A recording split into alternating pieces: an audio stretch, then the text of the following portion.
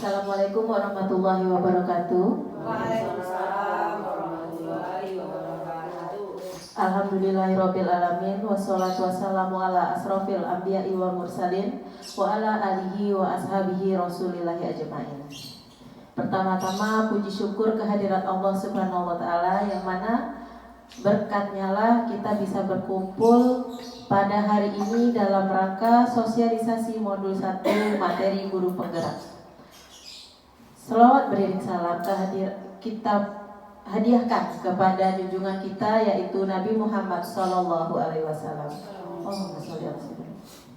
Yang mana berkat beliau pula lah kita bisa merasakan dunia atau alam yang penuh dengan ilmu pengetahuan seperti saat sekarang ini. Baiklah, tanpa memperpanjang kata-kata mukadimah, perkenalkan saya Aristia Dewi MPD, calon guru penggerak Angkatan 4 Kabupaten 50 Kota. Pada hari ini materi kita yaitu sosialisasi modul 1 program guru penggerak. Dalam modul 1 ini ada 4 materi. Yang pertama, pokok pemikiran filosofi Ki Hajar Dewantara. Seperti yang kita ketahui bersama, dalam dunia pendidikan, bapak pendidikan kita adalah Ki Hajar Dewantara. Berkat beliau, kita kaum awam pada masanya dapat merasakan pendidikan melalui taman siswa yang telah didirikannya. Karena sebelum adanya taman siswa, yang berhak mendapatkan pendidikan yaitu orang-orang bangsawan dan orang-orang yang akan bekerja pada pemerintahan, pemerintah desa, pemerintah daerah dan pemerintah pusat. Namun sejak didirikannya taman siswa oleh Ki Hajar Dewantara, semua lapisan masyarakat dapat menerima ilmu pendidikan. Beliau mendirikan taman siswa yang mana di dalamnya banyak anak-anak yang belajar dan beliau menerapkan pembelajaran sambil bermain. Seperti yang kita ketahui, semboyan beliau adalah Ingarso Tutulodo, Ing Madio Mangun Karso Tuturi Handayani.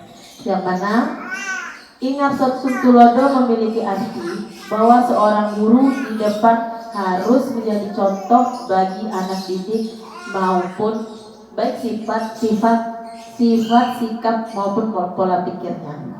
Yang kedua, Ing Madio Mangun Karso berarti bila guru berada di antara anak didiknya, maka guru tersebut harus mampu memberikan inspirasi dan motivasi bagi anak didik hingga anak didik diharapkan bisa lebih maju dalam belajarnya.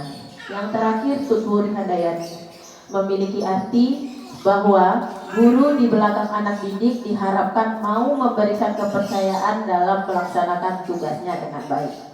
Jadi, menurut Ki Hajar Dewantara ini, dalam pendidikan bukan hanya mengajarkan 1 ditambah 1 yaitu 2, mengajarkan B dengan A menjadi ba, C dengan A menjadi ca, bukan seperti itu.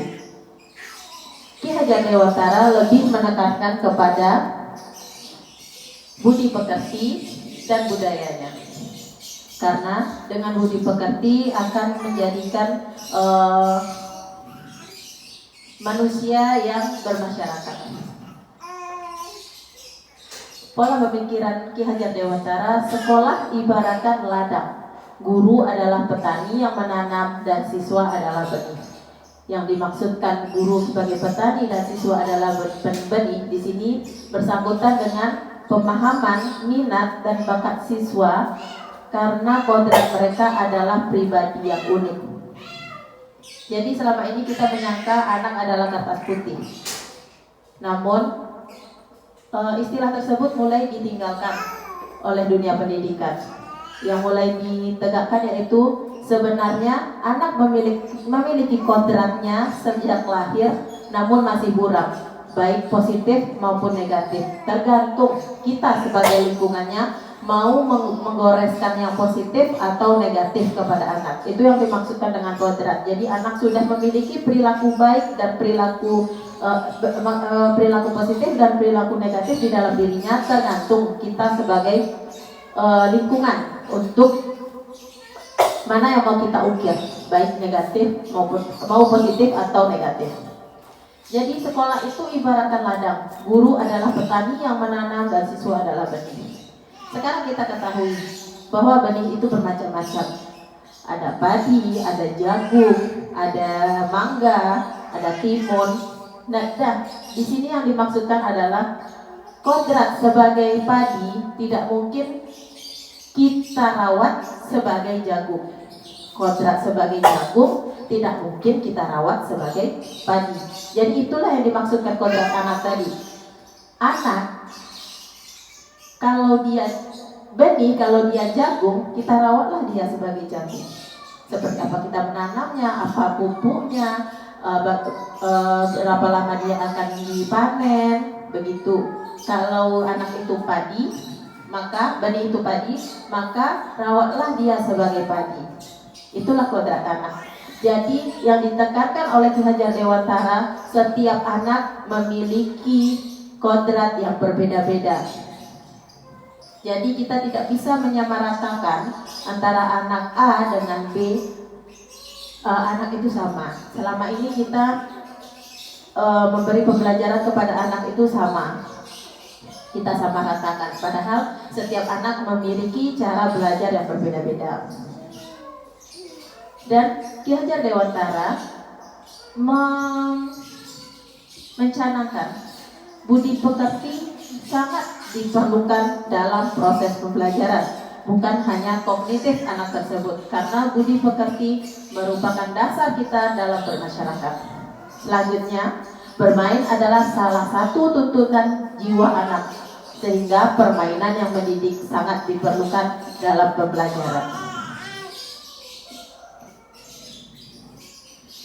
Pemikiran pendidikan dari asas pendidikan Ki Hajar Dewantara yang menjadi taman siswa adalah Pancadharma, kebangsaan, kebudayaan, kemanusiaan, kemerdekaan, kodrat alam. Ki Hajar Dewantara membedakan kata pendidikan dan pengajaran.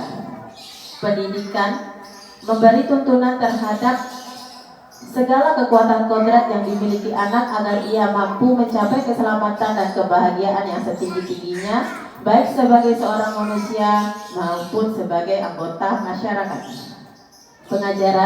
Pengajaran merupakan proses pendidikan dalam memberi ilmu atau berfaedah untuk kecakapan hidup anak secara lahir dan batin. Pendidikan dan pengajaran merupakan usaha persiapan dan persediaan untuk segala kepentingan hidup manusia, baik dalam hidup bermasyarakat maupun hidup berbudaya dalam arti yang seluas-luasnya. Sebelum kita lanjut, kita saksikan fenomena gunung es.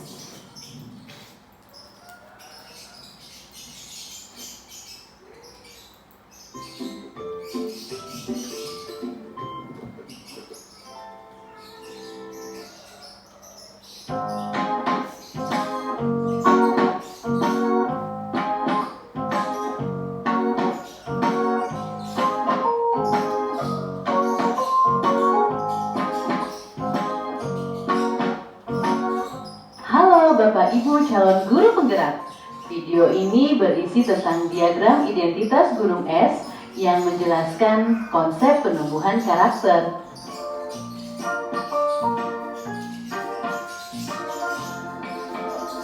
Fenomena gunung es di lautan dapat menggambarkan bahwa apa yang terlihat di permukaan tidak dapat menunjukkan sebesar apa yang tersembunyi di bawah permukaan laut. Gunung es mengajarkan bahwa kita tidak cukup hanya mempertimbangkan sesuatu dari apa yang terlihat di permukaan saja. Fenomena gunung es ini akan kita gunakan untuk mengumpamakan bagaimana proses perubahan perilaku dan penumbuhan karakter manusia terjadi. Bagian gunung es yang terlihat di permukaan air sebanyak-banyaknya hanya sebesar 12%. Bagian itu adalah bagian karakter yang dapat terlihat oleh orang lain dan disadari oleh diri sendiri. Sisanya sebesar 88% berada di bawah sadar, berada di dalam diri masing-masing orang. perlu usaha tersendiri untuk melihatnya, apalagi mengubahnya. Di bawah permukaan laut, sebagai bagian terbesar gunung es, ada dalam diri tiap manusia. Di sana diumpamakan ada sebuah kotak hitam yang berisi nilai-nilai, kepercayaan, pola pikir, soft skills yang kesemuanya mendasari bagaimana seseorang berperilaku. Kotak hitam ini adalah identitas hakiki, identitas sebenarnya dari diri seorang manusia tersembunyi. Jadi, karakter yang dapat kita lihat atau yang terlihat dari seseorang sesungguhnya didasari oleh perilaku-perilaku yang berulang telah ia lakukan sehingga akhirnya menjadi kebiasaan-kebiasaan. Kemudian kebiasaan-kebiasaan itu secara kumulatif menjadi gambaran umum karakter seseorang. Fenomena gunung es ini juga turut menggambarkan lingkungan di mana karakter bertumbuh. Ada bagian es yang muncul di permukaan yang menggambarkan lingkungan yang terlihat, kasat mata, bersifat fisik, dan dapat disadari. Ada pula bagian es yang berada di bawah permukaan yang menggambarkan lingkungan yang tidak terlihat, tidak kasat mata, bersifat psikis, dan tidak begitu saja mudah untuk disadari. Dua lingkungan itulah yang mempengaruhi karakter seseorang dan perlu kita maksimalkan pengaruhnya dalam menumbuhkan karakter seorang manusia. Dalam menumbuhkan karakter, kedua lingkungan tersebut dapat kita sederhanakan sebagai pengkondisian dan pembiasaan, baik pada lingkungan fisik maupun psikis, baik secara eksplisit maupun implisit. Ada dua jalan utama dalam melakukan pengkondisian dan pembiasaan untuk menumbuhkan perilaku dan kebiasaan yang positif maupun yang negatif, yaitu lewat jalan keteladanan dan lewat jalan sistem atau aturan. Komitmen untuk melangkah melalui dua jalan utama itulah yang perlu dilakukan secara konsisten agar efektivitas pengaruh lingkungan pada apa yang ada di dalam kotak hitam identitas terus meningkat, mempengaruhi perilaku demi perilaku, hingga akhirnya bertumbuh menjadi karakter yang baik. Selamat belajar mengelola proses perubahan perilaku. Selamat menumbuhkan karakter baik.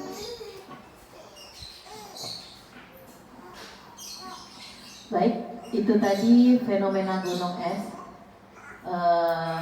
Jadi di sana diterapkan bahwa selama ini kita mengeluhkan sikap anak atau karakter anak yang dibawanya ke sekolah.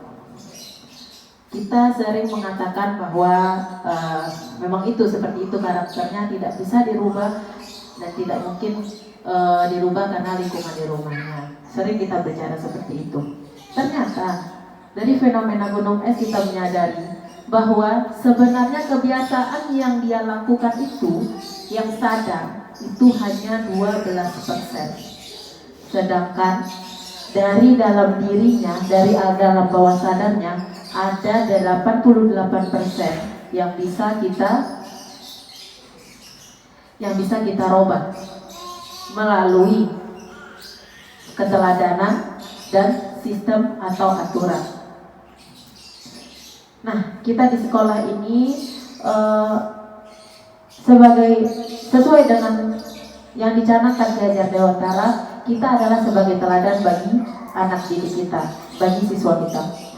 Jadi dari keteladanan, pembiasaan dan aturan-aturan yang kita buat di sekolah, dengan itulah kita bisa sedikit demi sedikit merubah sikap, perilaku dan karakter anak tersebut dari yang tadinya kurang bagus menjadi lebih baik lagi, sehingga yang sadar 12% tadi menjadi suatu kebiasaan yang baik dan karakter yang baik.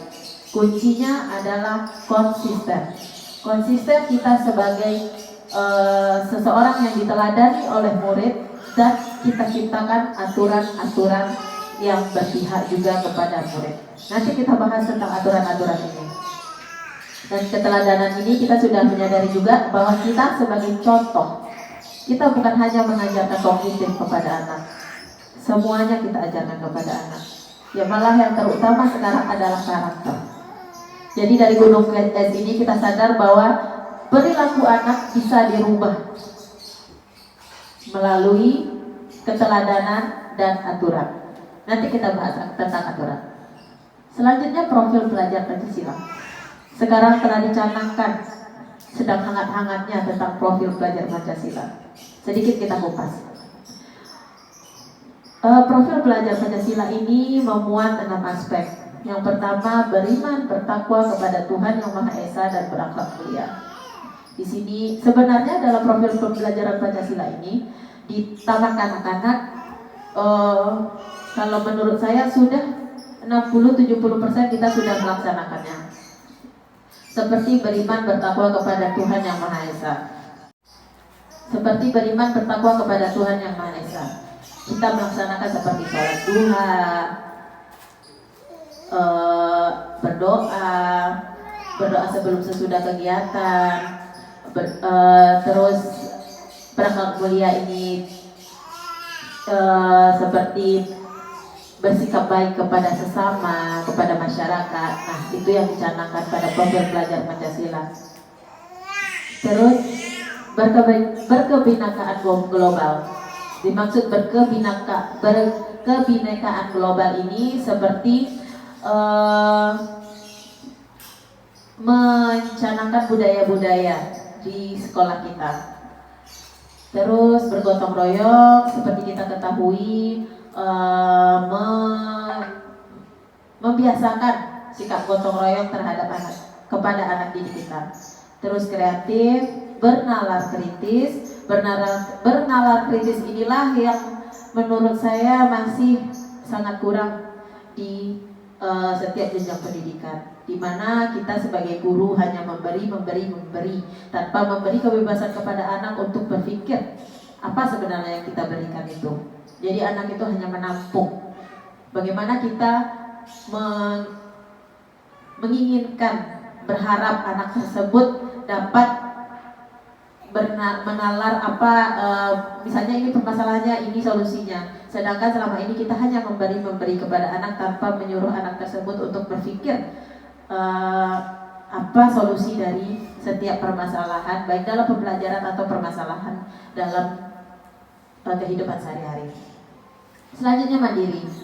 Mandiri itu seperti kita ketahui, anak tersebut mampu dia seperti membuat nama. Yang biasa saja sering kita lakukan seperti membuat nama.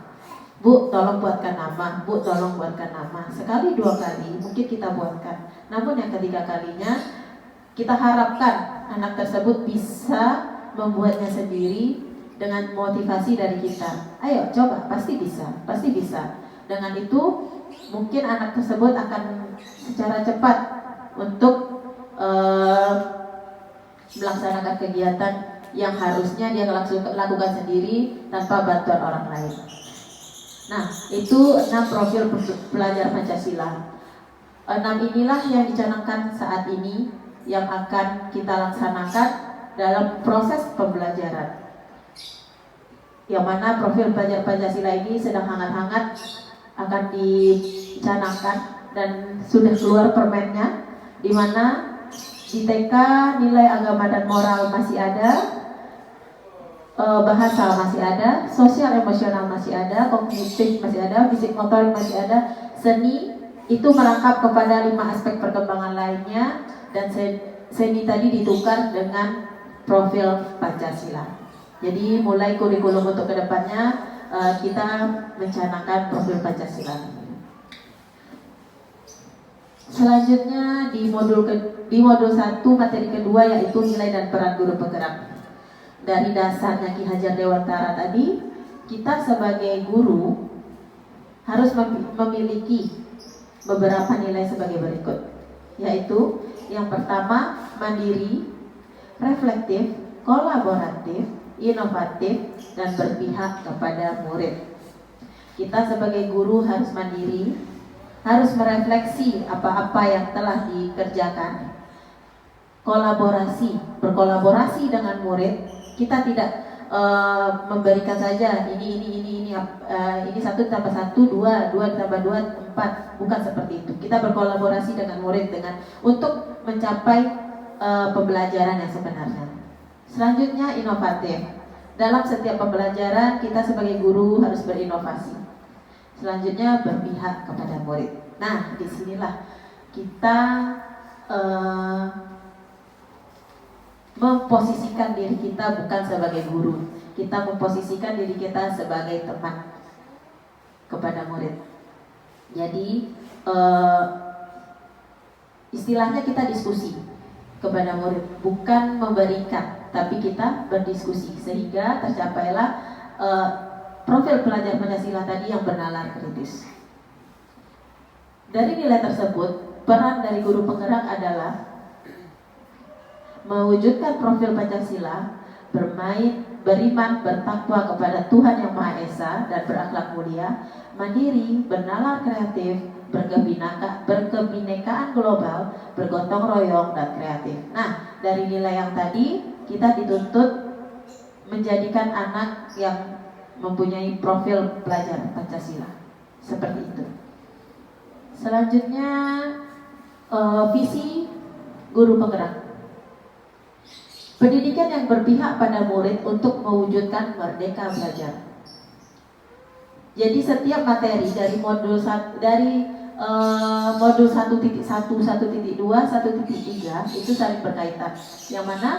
Yang pertama adalah filosofi Ki Hajar Dewantara dengan mewujudkannya kodrat alam dan kodrat zaman. Kita harus berperan sebagai guru penggerak tadi dengan mencanangkan nilai-nilai peran guru penggerak.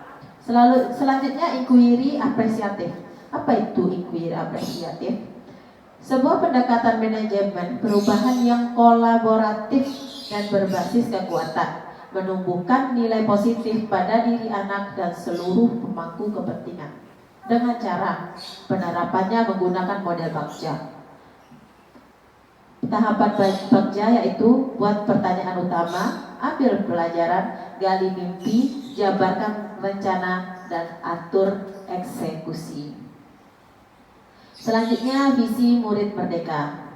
Murid merdeka yang dimaksud yaitu murid yang memiliki kebebasan untuk melakukan inovasi, mengembangkan potensi yang dimiliki, belajar dengan mandiri dan kreatif, serta menyenangkan dan tanpa adanya paksaan. Merdeka belajar, ya, itu yang dimaksudkan dengan merdeka belajar, tanpa adanya paksaan. Untuk mewujudkannya diperlukan adanya kolaborasi antara pemangku kepentingan seperti kepala sekolah, guru, siswa, komite, tokoh masyarakat. Nah, untuk mewujudkan merdeka belajar ini tidak bisa kita sebagai guru sendiri melaksanakannya. Kita harus berkolaborasi. Karena apa? Karena untuk melaksanakan merdeka belajar itu kita harus ada konsultasi dengan kepala sekolah dan pemangku-pemangku masyarakat. Karena tanpa kita sangkal bahwa di tengah-tengah masyarakat kita masih menginginkan bahwa pembelajaran itu memang apa yang ada di buku itu yang diajarkan kepada anak. Itulah yang ada di pemikiran masyarakat kita. Itu yang kita angsur-angsur merubahnya dengan merdeka belajar. Karena kita tidak ingin anak kita hanya pintar kognitifnya saja, sedangkan mereka dalam emosi, dalam sosial emosionalnya, dalam budi pekerti dan budayanya tidak berkembang. Seperti itulah visi dari guru penggerak. Nah, menerapkan inquiry apresiatif melalui konsep Bagja. Jadi Bagja ini adalah singkatan, ya Ibu-Ibu. Pendekatan paradigma inquiry apresiatif sejatinya adalah menggali potensi setiap anak sesuai dengan kodratnya masing-masing. Ini yang inquiry apresiatif itu. Kita gali setiap apa yang ada pada diri anak tersebut. Nah, ini yang kita namakan setiap anak itu berbeda-beda, tidak bisa kita samakan.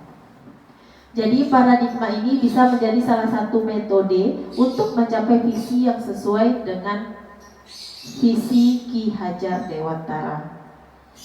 Melalui pendekatan inquiry apresiatif dengan tahapan bagja, maka peran penting guru dalam mewujudkan murid merdeka yaitu menerapkan pembelajaran yang berpihak kepada murid, menggali potensi pada diri murid baik bakat, minat, cara belajar, dan lain-lain sesuai dengan kodrat zaman. Kodrat zaman itu perkembangan ilmu pengetahuan dan teknologi di zaman ini.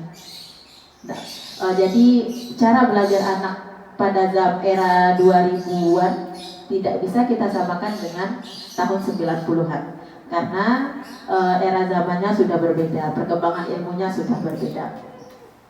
Menciptakan suasana kelas yang menyenangkan dan bermakna dan menumbuhkan motivasi intrinsik siswa.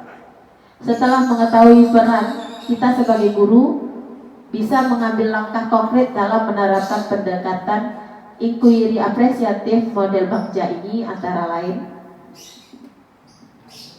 Nah, yang B itu buat pertanyaan utama sebagai penentu arah penelusuran terkait perubahan yang kita inginkan.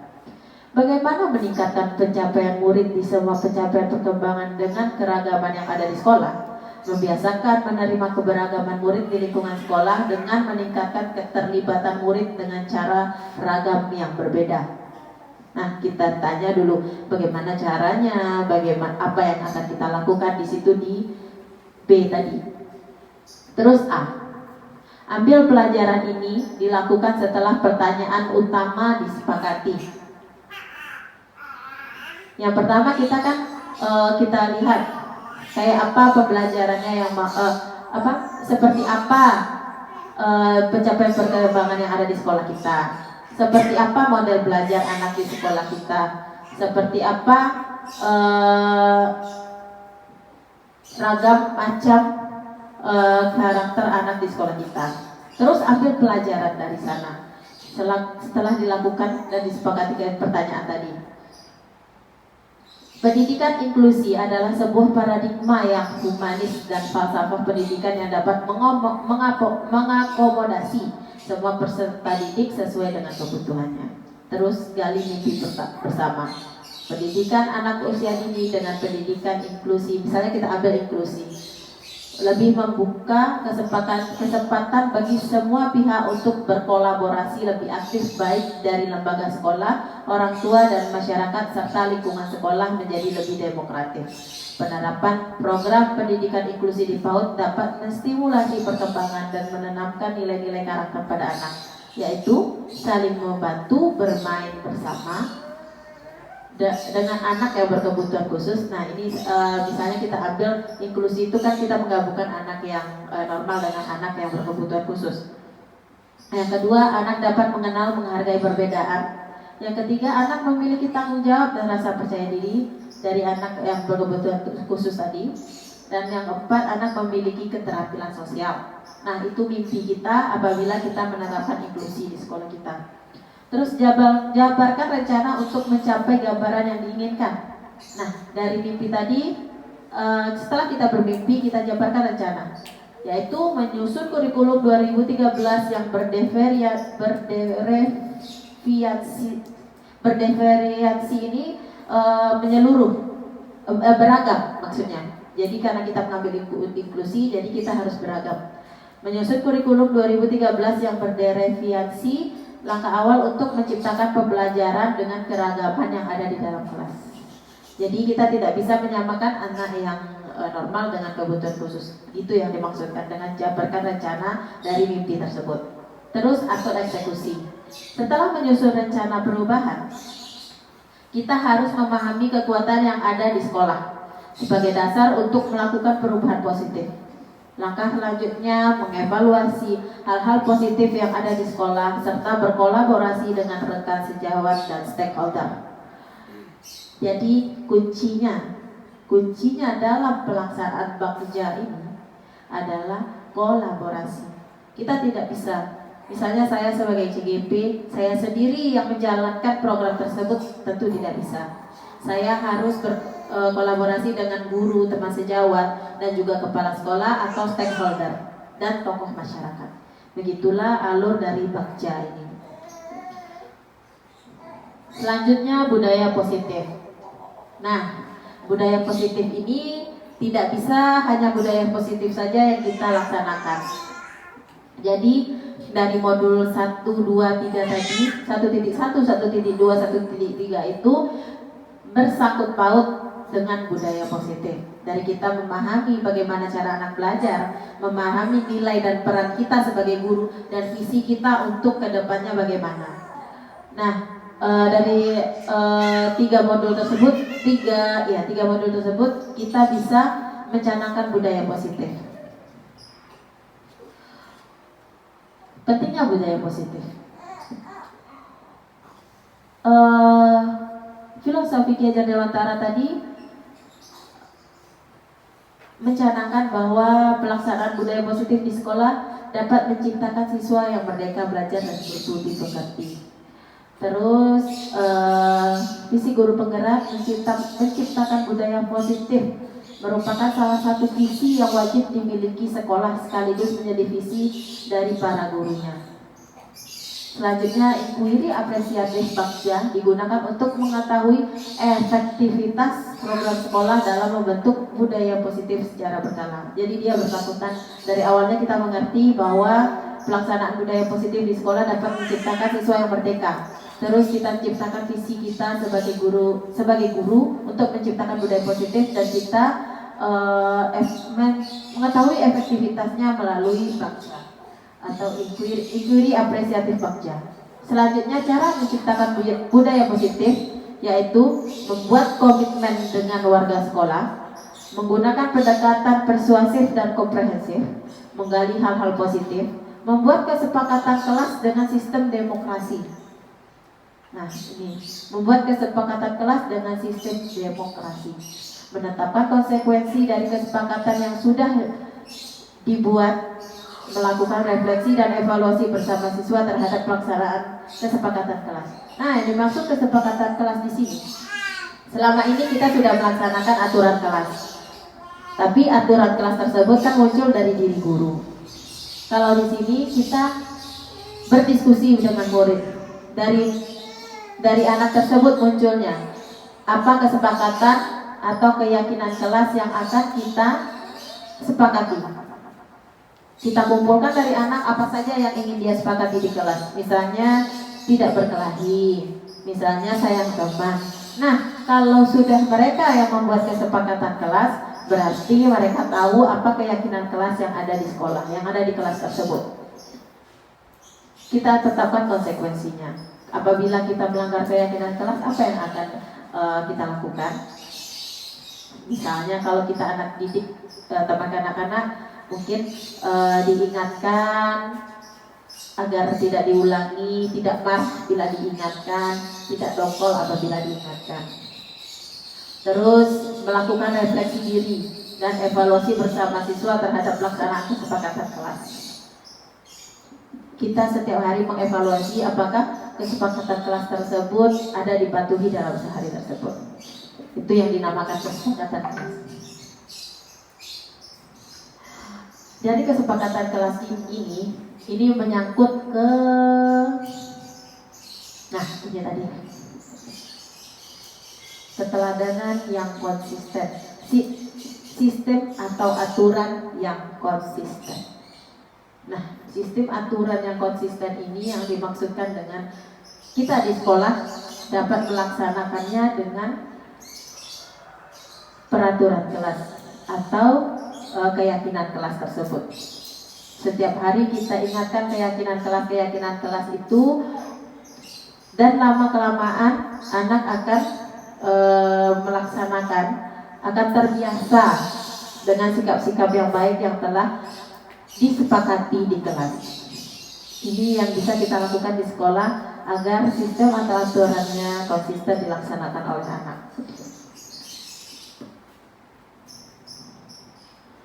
Nah, pembiasaan budaya positif di sekolah. Guru sebagai teladan, guru sebagai pengontrol, dan guru sebagai manajerial.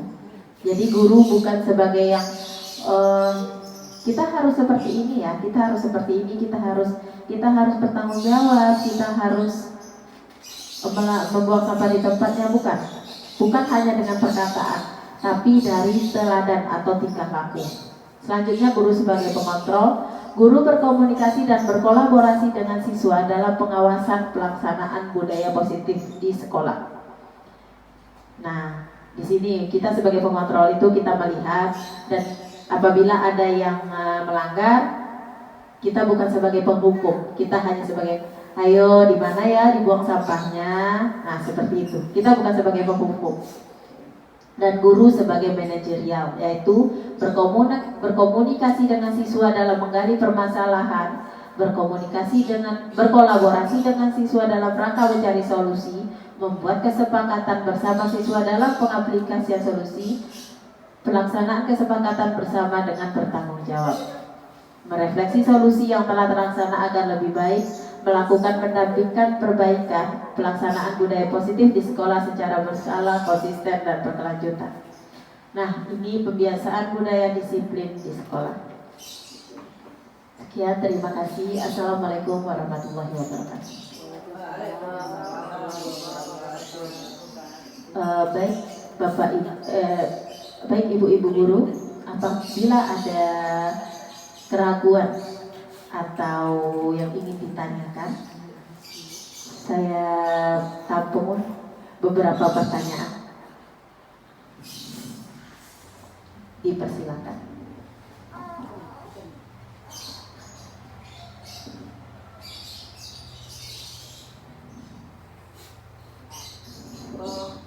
Baik, dipersilakan Ibu Reni. Ya, kami ingin sedikit setelah penjelasan dari awal tadi. Terima kasih. Assalamualaikum warahmatullahi wabarakatuh. Waalaikumsalam. Paparan Ibu Dewi tadi dari awal sudah kami amati, ada beberapa pertanyaan yang akan kami sampaikan, yaitu tadi filosofi Ki Hajar Lestari tentang anak-anak itu beragam, anak-anak itu tumbuh tidak sama, seperti bibit ketimun tidak mungkin kita bisa menanamnya sampai sama dengan jengkol misalnya, gitu kan? Nah, sekarang untuk saat ini bagaimana seorang guru bisa menyikapi keadaan demikian apabila di sekolah itu dengan ketentuan pemerintah 1:15, satu guru 15 anak. Jadi itu bagaimana kira-kira trik-trik yang bisa dilakukan untuk dalam hal ini? Karena kalau menurut kami 1:15 itu cukup membuat guru ribet dalam melayani anak usia dini. Itu kira-kira yang pertama. Yang kedua tadi pada pendekatan Bagja, itu pendekatan yang menurut kami cukup meningkatkan nanti produk tingkat hasil dari seorang anak usia dini setelah dia menyelesaikannya. Cuman bagaimana kira-kira trik sekolah guru-guru nanti untuk dapat mengaplikasikannya kira-kira ke depan. Terima kasih. Baik, terima kasih Bu Remi atas pertanyaannya. Mungkin saya tampung satu-satu dulu dari Bu Remi tadi. Bagaimana saya akan menjawab pertanyaan Ibu yang pertama. Bagaimana cara kita sebagai guru apabila di sekolah tersebut 1:15, padahal menurut Ki Hajar Dewantara setiap anak itu berbeda. Bagaimana kita menyikapinya agar anak tersebut dapat diperlakukan sesuai dengan tumbuh kembangnya, sesuai dengan kodratnya tadi.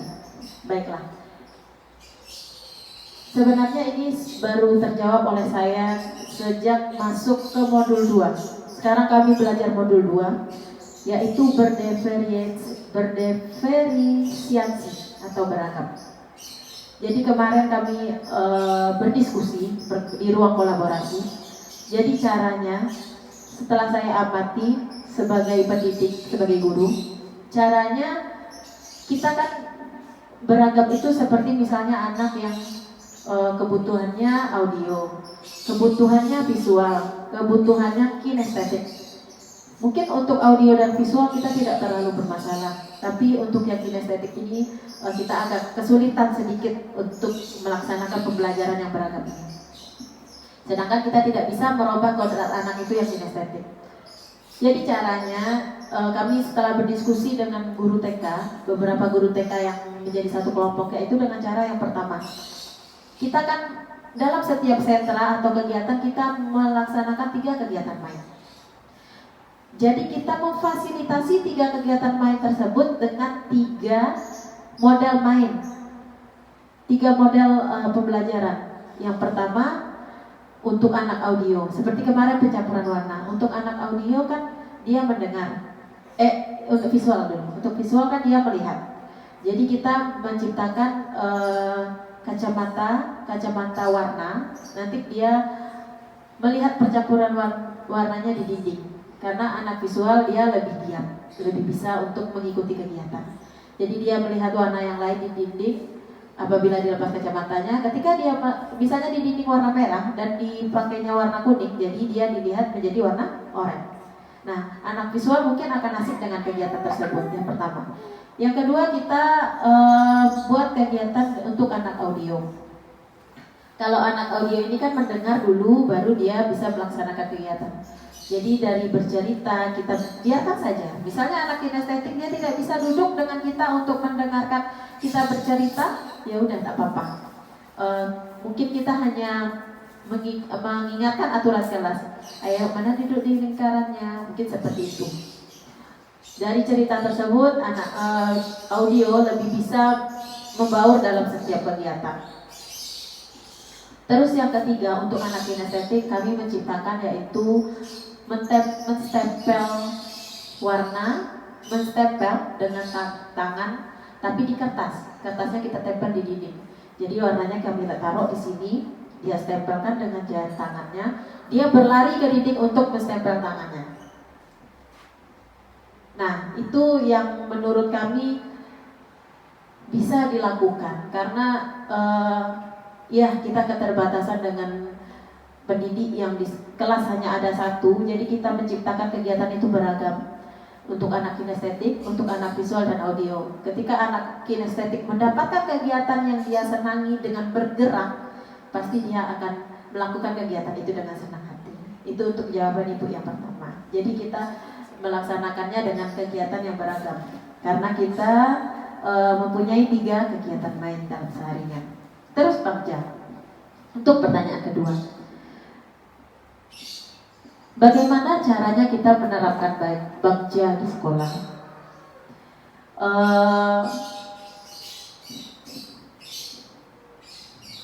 Nah, kita harus mengetahui dulu apa yang ingin kita laksanakan di sekolah, apa yang kita ingin kembangkan untuk kedepannya. Kita siapkan pertanyaan dulu. Misalnya seperti masalah saya ini, saya ingin menggabungkan anak inklusi, saya ingin melaksanakan pendidikan yang berbasis yang inklusi, mencampurkan anak yang berkebutuhan khusus dengan anak yang normal. Jadi itu keinginannya, keberagaman, membiasakan menerima keberagaman murid di sekolah dan meningkatkan keterlibatan murid dengan cara ragam yang berbeda. Nah, ini permasalahannya. Kita buat dulu apa pertanyaan yang ada di sekolah kita, apa yang ingin kita laksanakan. Terus ambil pembelajarannya. Pendidikan inklusi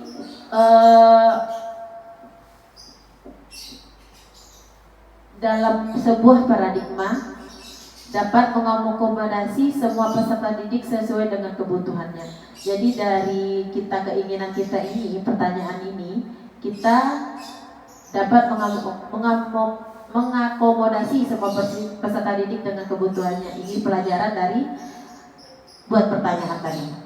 Terus dari pelajaran ini kita ingin apa? Ingin apa kita dari pelajaran ini? Yang kita inginkan ke depannya apa? Tentu kita ingin anak kita saling menghargai karena dia beragam. anak kita bisa saling membantu dengan keterbatasan temannya, anak kita bertanggung jawab dan percaya diri, anak kita yang berkebutuhan khusus tadi lebih percaya diri lagi dengan kekurangan yang dia miliki. Terus semua anak memiliki keterampilan sosial. Ini mimpi kita dari pelajaran yang ingin kita dapatkan tadi. Terus kita rencanakan bagaimana caranya untuk supaya mimpi ini terbangun. Selanjutnya kita eksekusi. Setelah kita laksanakan, kita eksekusi dan kita kolaborasi dengan kawan sejawat dan stakeholder atau petinggi-petinggi lainnya agar terlaksana bakja tersebut. Seperti itu. Jadi ini sistem tahapan-tahapan untuk melaksanakan kegiatan atau pencapaian yang ingin kita capai di sekolah kita, begitu. Dan untuk pelaksanaannya kita tentu tidak bisa sendiri. Saya sebagai CGP tidak bisa sendiri. Saya butuh teman sejawat dan butuh kepala sekolah dan stakeholder lainnya untuk pelaksanaan bakja. Begitu jawaban dari saya, Ibu. Terima kasih.